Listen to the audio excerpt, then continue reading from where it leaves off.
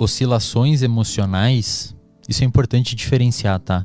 Eu abro às vezes a caixinha de perguntas no meu Instagram, pra galera perguntar sobre saúde mental e tudo mais. E se essa pandemia afetou de alguma maneira a sua saúde mental, você não tá sozinho, você não tá sozinha, muita gente ficou mal.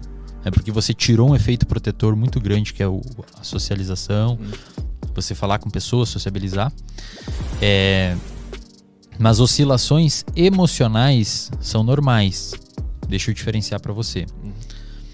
Quando a sua emoção, oscilações emocionais, elas podem ocorrer por um estímulo externo ou interno. Por exemplo, você está chegando aqui no estúdio e alguém bate no seu carro. Um estímulo externo. Você fica pistola. Aí você fica bravo, você fica irritado, fica agressivo. Ocorre uma série de liberação de hormônios, uma série de liberação de neurotransmissores no seu cérebro, a gente pode falar depois, que faz você ter uma sensação de irritabilidade e acaba se tornando uma pessoa agressiva naquele momento, com você ou com a pessoa que fez isso. Isso é uma oscilação emocional. Ou seja, a oscilação emocional, e pode ser por um estímulo interno. Você está sentado aqui agora me entrevistando e vê um pensamento, uma coisa que aconteceu na sua vida lá atrás, ou um problema que você tem futuro, e você fica triste, fica borocochô, fica para baixo. Então, uma oscilação emocional é uma oscilação pontual que ocorre devido a um estímulo interno ou externo perceptível. A psicologia cognitiva comportamental, que é a linha teórica que eu trabalho, ela trabalha com a ideia de que o nosso comportamento e as nossas emoções são regidos por crenças centrais, não são limitantes. Crenças limitantes é um termo incorreto. São crenças centrais que a gente desenvolve durante a nossa vida e a gente não sabe direito aonde a gente desenvolveu e por que a gente desenvolveu. É devido a uma série de construções, de comportamentos que a gente teve. E essas crenças, geralmente a gente não tem muito acesso a elas. A terapia, ela consegue acessar. Às vezes o paciente, ele não manifesta verbalmente a crença. Por exemplo, pacientes com depressão, quando você vai tratar, geralmente tem uma crença de incapacidade ou insuficiência. Ele acredita fortemente que ele é incapaz e insuficiente. E ele acredita em relação a ele, em relação aos outros e em relação ao futuro. Essa tríplice. Essa crença que ele tem, que dificilmente ele verbaliza, eu sou uma pessoa incapaz, eu sou uma pessoa insuficiente. Essa crença, ela gera um padrão de pensamentos automáticos. Então a crença, geralmente ele não tem acesso. A crença, ela se manifesta em pensamentos automáticos. Por exemplo, um pensamento automático de uma pessoa que tem depressão e tem a crença de insuficiência: eu não vou conseguir fazer isso, eu não vou conseguir fazer essa faculdade, eu não vou conseguir fazer academia, eu sou péssimo, as pessoas não gostam de mim, eu não vou me dar bem pro futuro. Perceba que todos esses pensamentos têm a ver com a crença. É como se a crença fosse uma semente e esses pensamentos saem dessa sementinha. E aí você tem que fazer um processo de psicoterapia para entender quais são os pensamentos automáticos que você tem, porque são esses pensamentos automáticos que levam você a ter uma modificação emocional. Então você me pergunta o que vem primeiro? Vem o comportamento ou vem os pensamentos? Os pensamentos. Você tem um pensamento, esse seu pensamento determina o seu estado emocional. Então se você pensa, cara, o podcast tá ruim, não tô mandando mal, você se sente mal, obviamente, com esse pensamento. E esse pensamento leva você a ter um comportamento. Essa emoção que você teve de ter se sentido mal devido a esse fluxo de pensamento, leva você a ter um comportamento letárgico, de ficar mais na sua, de não fazer as coisas. Vontade de dormir pra sempre. Exatamente. Então, assim, isso, Arthur, se você tem outros fatores de risco, se você é uma pessoa, por exemplo, sei lá, usa droga, tem relações interpessoais péssimas e tóxicas, uma pessoa que fica ainda mais alimentando esse tipo de crença que você tem, que você é incapaz e que você não vai conseguir. Realmente, cara, o podcast tá horrível mesmo, acho que é melhor. Cara, você se afunda. Só que aí que mora o segredo. Essa crença, na maioria das vezes, ela é disfuncional.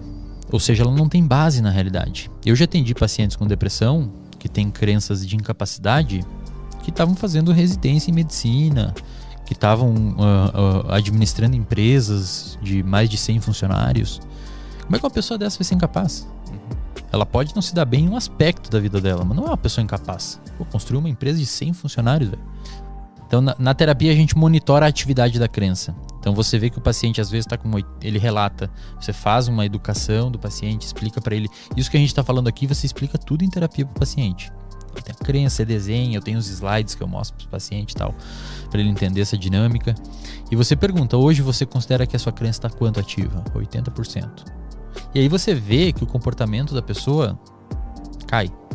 Aí um dia a pessoa tá eufórica, melhora, quanto que tá a sua crença? 20% ativa. Quase não tá me incomodando. E aí você ensina a pessoa a lidar com aquilo. A terapia, ela é um processo, antes de mais nada, educacional, que deve ser aplicada especialmente em oscilações de humor. E aí, terminando de responder a pergunta lá atrás, oscilações emocionais que ocorrem devido a estímulos internos e externos, bater o carro ou pensar no podcast, pode te deixar ficar mal, pontualmente, depois você melhora. A pessoa me pergunta, Eslen, acordei bravo e fui dormir feliz, sou bipolar? Não, você não é bipolar. Você teve uma alteração emocional que é perfeitamente normal. Anormal seria se você não tivesse essas oscilações emocionais. Você acorda mal, às vezes você acorda mal, você vai dormir mal, fica bem de meio-dia, enfim, qualquer coisa assim. Agora, se essas alterações emocionais ocorrerem e perdurarem no tempo e intensidade, aí é uma alteração de humor. Tanto é que nos manuais de diagnóstico, em psicologia, a depressão é um transtorno de humor, não é um transtorno emocional, é um transtorno de humor. Ou seja, o seu humor altera. Você fica triste por muito tempo, você fica triste numa intensidade maior por tanto tempo. Aí você precisa ter um ajuste no que está levando você a ter esses comportamentos de tristeza, essas emoções, esse humor triste. E como que você está se comportando principalmente frente a isso. Por quê? Porque as pessoas em depressão, elas tendem a ficar hipoativas. Justamente, não saem, não vão à academia. E um dos principais tratamentos, hoje padrão ouro, do ponto de vista científico, em publicações científicas, para tratar a depressão, é chamado de ativação comportamental. Que é o quê? O terapeuta analisa as capacidades de enfrentamento do paciente e, à luz dessas capacidades de enfrentamento do paciente, o terapeuta bola um protocolo de ativação comportamental para aquele paciente começar a fazer as coisas. Então se é um cara que fica lá na cama o dia inteiro no quarto escuro, então beleza, durante a próxima semana a gente vai começar a abrir a janela. Depois você vai começar a arrumar sua cama e levantar, lavar a louça, sair com o cachorro, devagar. Por quê? E isso é muito maneiro quando você entende isso. Porque nós somos sensíveis às consequências dos nossos comportamentos. E as pessoas não percebem isso. Então se você faz alguma coisa, você é sensível ao que você fez. Você faz uma cagada, você fica mal. Você faz uma parada da hora, você fica bem. Quando a gente consegue alcançar um objetivo e realizar uma tarefa, nós somos recompensados por isso. E o paciente que está em depressão, ele se coloca em situações que não o recompensam e, por outro lado, se coloca em situações que deixam ele para baixo. Se você pegar uma pessoa do ponto de vista de saúde mental saudável hoje e deixar ela 2 dias num quarto escuro, a pessoa vai ficar triste. E a pessoa com depressão às vezes faz isso. Então assim, ela tá num lugar que naturalmente vai deixá-la triste. Por isso que é curioso saber se a depressão especificamente ela é causada primeiro porque o cara tá se alimentando mal, se ele tá num quarto escuro, ou se ele come mal porque ele tá com depressão. Cara, isso é uma discussão que pode ser um pouco longa, tá? A depressão é uma doença multifatorial. Primeiro, antes de mais nada, se você tem um irmão gêmeo que tem depressão, um gêmeo idêntico, do ponto de vista genético, você tem algo aí na ordem de 20% de ter depressão, de desenvolver, talvez 25%. Outros transtornos são mais. Se você tem um irmão gêmeo que tem autismo, você tem 90% de chance de ter. Então você praticamente vai ter, se você tem um irmão gêmeo idêntico. Se você tem um irmão gêmeo idêntico que tem transtorno bipolar, você tem 70% de chance de ter.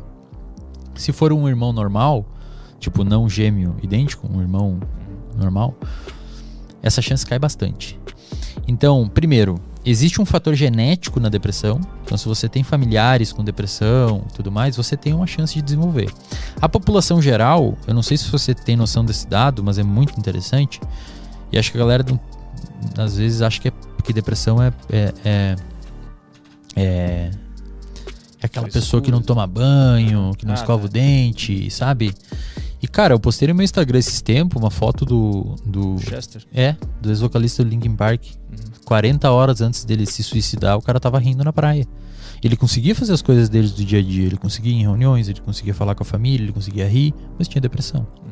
E aí a depressão, em algum momento, as capacidades de enfrentamento dele diminuíram e ele cometeu um suicídio.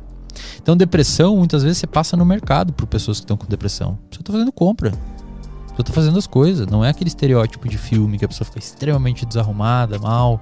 Essa é uma depressão severa. Então, é verdade isso de você passar por pessoas com depressão, que todo mundo que está assistindo aqui tem 10% de chance de desenvolver depressão em algum momento da vida.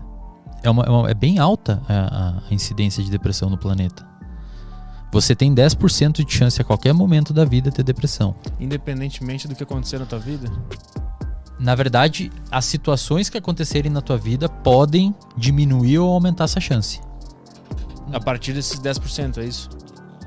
Por base, então, o ser humano tem 10%. É isso, a média é 10%. Entendi. Se você pegar a população geral. Mas se você é um cara que se exercita, se alimenta bem, tem uma boa rede de amigos, uma relação boa com alguém, uma pessoa que você confia, uma pessoa que você conversa, uma pessoa que você compartilha, tem um animal de estimação.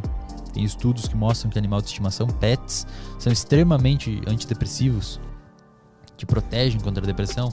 Se você pratica atividade física, se você dorme bem. Então você... Imagina assim...